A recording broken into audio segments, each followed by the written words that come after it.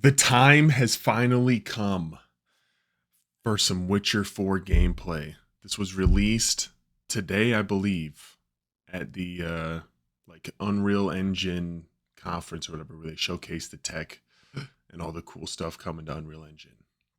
And of course, CD Projekt Red was there because The Witcher is running on Unreal Engine 5, and I believe Cyberpunk 2 will be ran on Unreal Engine 5. They were here showcasing The Witcher. I have yet to see this.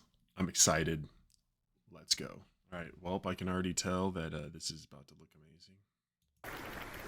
This is a technological showcase set in the world of The Witcher 4. What you just saw and are going to see now is running on a standard PlayStation 5 at 60 FPS with ray tracing. So in the game, you'll be playing a standard PS5 60 FPS with ray tracing. I'm not sure I would 100% believe that. I'm sure there's probably some upscaling going on. A professional monster slayer, a witcher. She explores the world and hunts down monsters for coin. The region we are in is called Kovir, and you'll get to explore it in a game. Right now, she is investigating the monster, and after gathering new clues, she is heading back to a nearby village. This is blurry.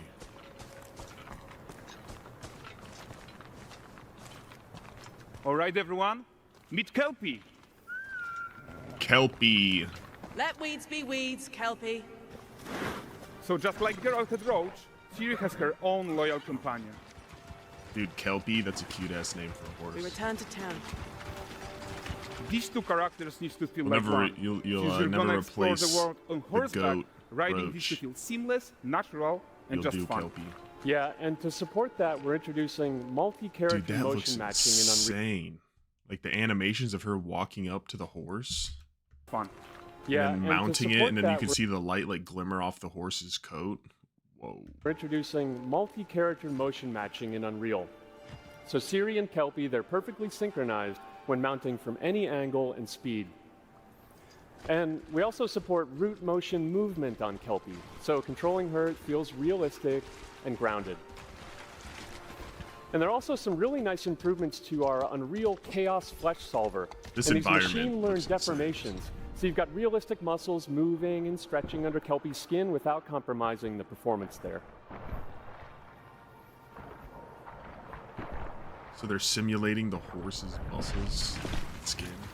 So let's leave I Ciri wonder if behind for a Rockstar did second that and with talk Red about Dead the 2. I world remember they had itself. some special horse tech. So I know they much had of the the Witcher horse tech world for the is nutsack. natural, It's organic, cold, the balls would especially shrink. Kovir with its dense forest and wild nature.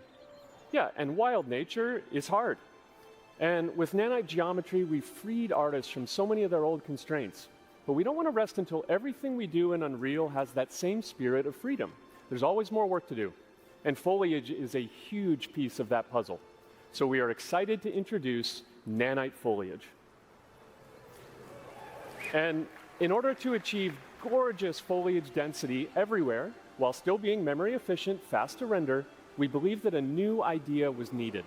So instead of the same card approach we've been using for the past 20 years, artists should be free to take a nanite approach to foliage, modeling every single leaf and pine needle. And the old LOD tricks of the past, they needed a complete rethink.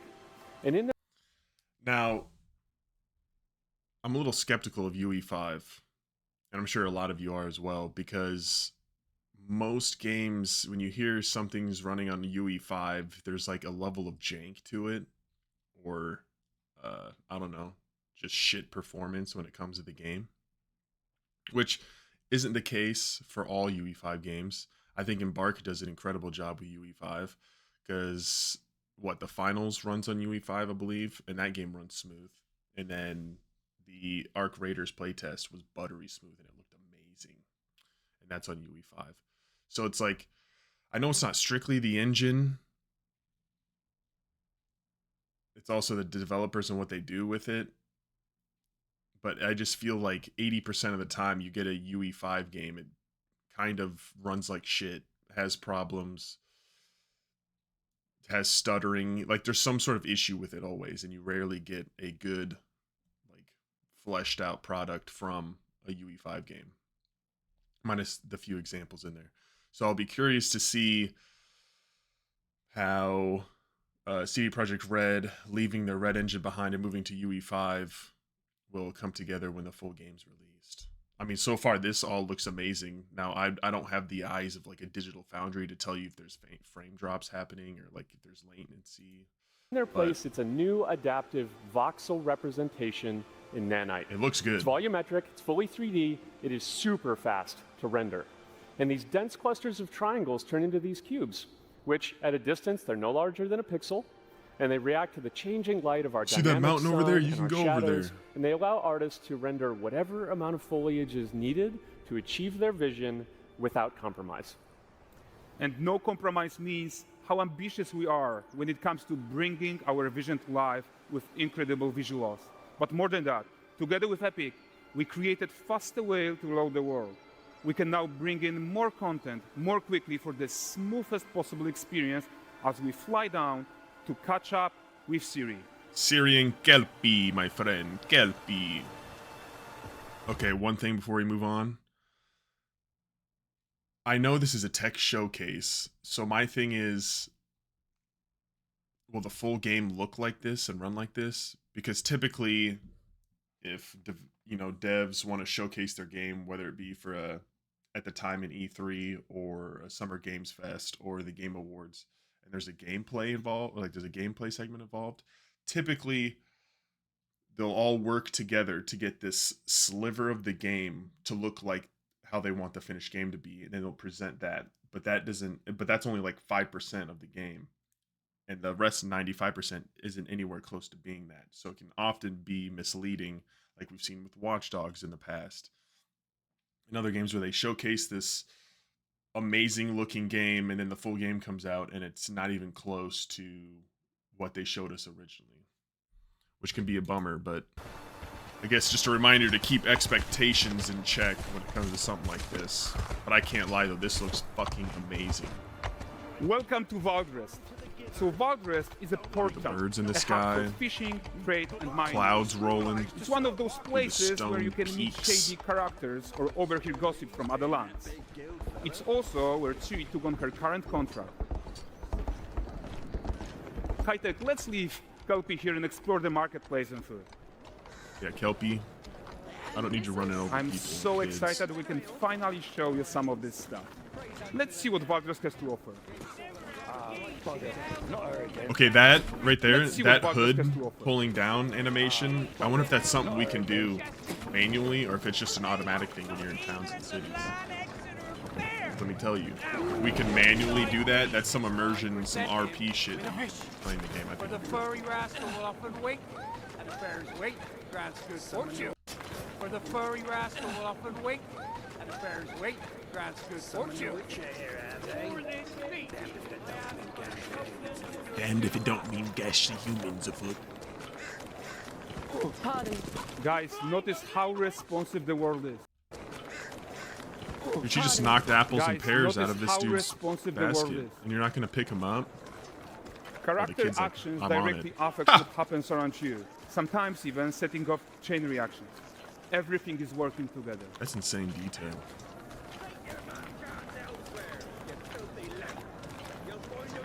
You know, I wonder if that's something they learned from Oh, look at Cyberpunk. this poor gentleman. Is people wanted a more reactive, like immersive world to exist in, and originally Cyberpunk didn't have a lot of that.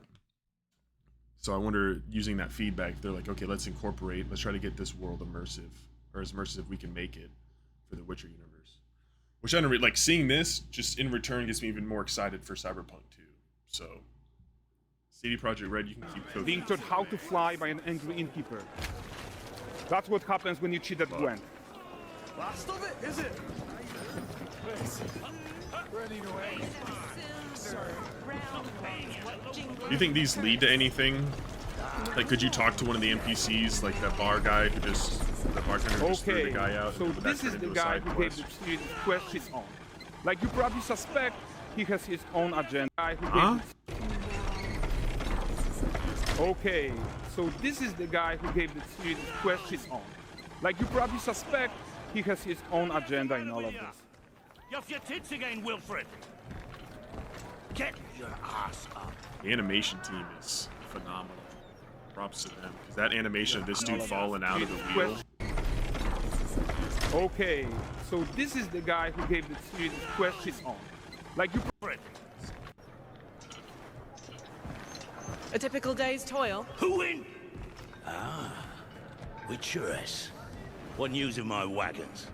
No eternity is taking that damn salt to arrive. I found them. And, well, suffice to say, they'll Series not reach you. armor looks so sick. As for the salt, I found not one speck. I presume this comes as no surprise to you. Now. Kavir's smuggling trade is of no concern to me. Shush, shush, shush. The manticore that flattened your cart and devoured your men, quite the opposite. Manticore. I want to play this so bad. No, them winged hellspawn dwell I in just the had to get Arthur that small lore expo right there, and I was like, decides dude, what I to need do about that merchant. Let's take a look at the character technology that powers this marketplace. Why don't we listen in on these fishmongers? They're selling their wares, chatting up customers. Morning, catch this is. Won't find none fresher. Reckon me ladies after one of those. Get this cleaned and gutted for you. You mind, dearest? Into seeing something more. Got mackerel cod, all Braxton's finest. Microcod. And there is tons of tech to play here, even in this simple market stall. Metahuman tools, improved Unreal Smart Objects, Chaos Cloth, and more. Yeah, and all of this exists to make sure that the gap in quality between Siri and NPCs is as small as possible. Yeah, and closing that gap, it's not just about fidelity, right, but also authenticity. They should react to changes in the world around them. But the prisoner in Pillory isn't exciting enough for Valdres. This has me worried for... Let's grab everyone's attention with a circus.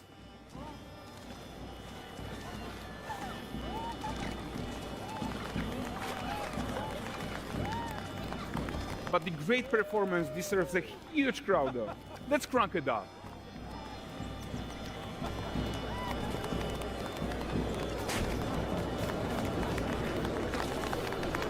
So you are seeing tons of optimizations here. To many of I Unreal just systems, imagine the FPS including counter an in my head entirely going from like new 120 Unreal frames, and they animation loaded all the framework, NPCs in down allowing to us like to fit 60. easily in our 60 FPS budget, not just in rendering, but also with room Hold on, to you just spare said- easily in our fairly new optimizations here to many of Unreal systems, including an entirely new Unreal animation framework, allowing us to fit easily in our 60 FPS budget, not just in rendering, but also with room to spare on the game. Okay, so they said 60 FPS budget. So I would assume that their goal then for the Series X and the PS5 will be 60 FPS. We all know the Series S, you're not hitting 60 FPS, but you're not. You're probably running this at like an upscaled 720p 30 FPS. Game thread. Over 300 animated skeletal mesh agents all going about their business. And the whole point so is much to leave computing. breathing room for developers like you to introduce the gameplay and the systems that your players expect, empowering you to make your worlds come to life without Unreal standing in your way. You are right. That's the open world RPG that we're making. But before we wrap up, how about one final check-in with Siri? Okay, one final check-in with Siri. We are making this game to be the most immersive and ambitious open world Witcher game ever. And we are making this a reality thanks to our work on Unreal with the team at Epic. I need to get this uncompressed. I think what because we're doing hopefully it together doesn't is look going that to bad. bring in a new generation of open world RPGs, and I'm so proud of what we accomplished so far. We are too. All right, Kelpie. So we're almost done, but Where are we before going? we go, here's a small gift for all Witcher fans. A first look at Lanexeter. Oh my. I just got goosebumps. I don't know if you can see that. I just got goosebumps. Holy shit. The music just kicked in. Let's fucking go. Onward, Kelpie. We've worked. Kelpie, we got some fucking work to do. Damn. Yo, overall, that looked pretty impressive. Now, I don't know really what to take away from that. That being because it was a tech demo. strictly showcasing what the engine can do and the game can do. But if it's anywhere close to that and the whole game is like that, we are in for something special. I want to see the combat though. I want to see some of the other magic that we can use, some of the beasts and creatures. I want to see more like gameplay of it, but I'm sure that'll probably come at Summer Games Fest here in, what is it, 3 days? So I'm excited. Let me know what you guys thought down below of the showcase. Do you think it'll run like shit on the PS5 and Xbox, or do you think they'll actually be able to obtain 60 FPS on the PS5 and the other consoles? And I don't know. I have a heavy inkling that there was some sort of upscaling used there. I doubt that was native. I forgot the resolution he said. 1440p, 1080p, whatever it was. I doubt it was native. I'm sure it was upscaled to obtain 60 FPS. But anyway, thank you guys so much for watching. Until next time, peace.